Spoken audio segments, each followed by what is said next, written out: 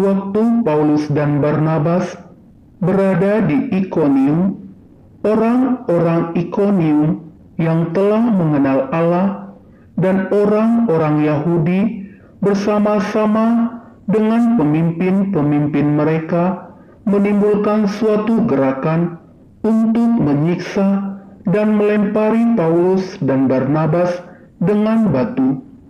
Setelah mengetahuinya, menyingkirlah rasul-rasul itu ke kota-kota di Likaonia, yaitu Listra dan Derbe dan daerah sekitarnya. Di situ mereka memberitakan Injil. Di Listra ada seorang yang duduk saja karena lemah kakinya. Ia lumpuh sejak dilahirkan dan belum pernah dapat berjalan. Ia duduk mendengarkan ketika Paulus berbicara. Paulus menatap dia dan melihat bahwa ia beriman dan dapat disembuhkan. Lalu kata Paulus dengan suara nyaring, "Berdirilah tegak di atas kakimu." Dan orang itu melonjak berdiri, lalu berjalan kian kemari. Ketika orang banyak melihat apa yang telah diperbuat Paulus, mereka itu berseru dalam bahasa Likaonia, "Dewa-dewa telah turun ke tengah-tengah kita dalam rupa manusia." Barnabas mereka sebut Zeus, dan Paulus mereka sebut Hermes.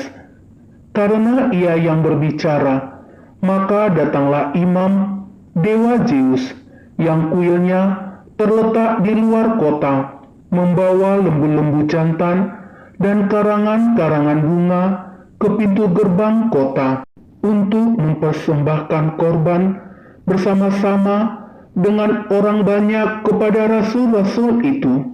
Mendengar itu, Barnabas dan Paulus mengoyakkan pakaian mereka, lalu terjun ke tengah-tengah orang banyak itu sambil berseru, "Hai kamu sekalian, mengapa kamu berbuat demikian?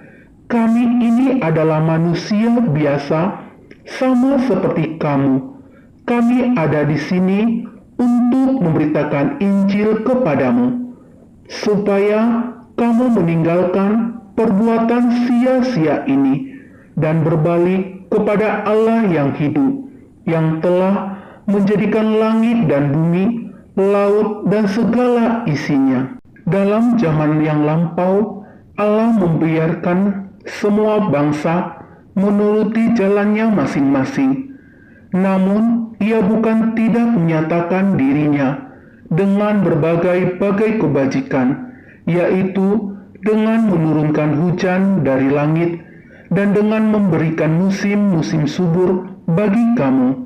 Ia memuaskan hatimu dengan makanan dan kegembiraan. Walaupun rasul-rasul itu berkata demikian, namun hampir-hampir tidak dapat mereka mencegah orang banyak mempersembahkan korban kepada mereka. Dalam amanat perpisahannya, Yesus berkata kepada murid-muridnya, "Barang siapa memegang perintahku dan melakukannya, dialah yang mengasihi aku. Dan barang siapa mengasihi aku, ia akan dikasihi oleh Bapa-Ku, dan aku pun akan mengasihi dia dan akan menyatakan diriku kepadanya." Yudas yang bukan Iskariot berkata kepadanya, "Tuhan, apakah sebabnya Engkau hendak menyatakan dirimu kepada kami dan bukan kepada dunia?" Jawab Yesus, "Jika seorang mengasihi aku, ia akan menuruti firman-Ku. Bapa-Ku akan mengasihi dia, dan kami akan datang kepadanya dan diam bersama-sama dengan dia. Barang siapa tidak mengasihi aku, ia tidak menuruti firman-Ku, dan firman yang kamu dengar itu bukanlah daripadaku, melainkan dari Bapa yang mengutus aku.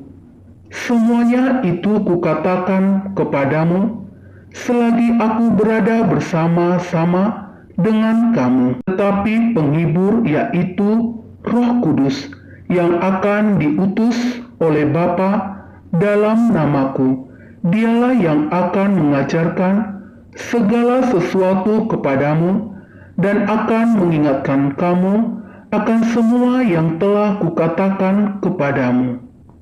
Demikianlah Injil Tuhan.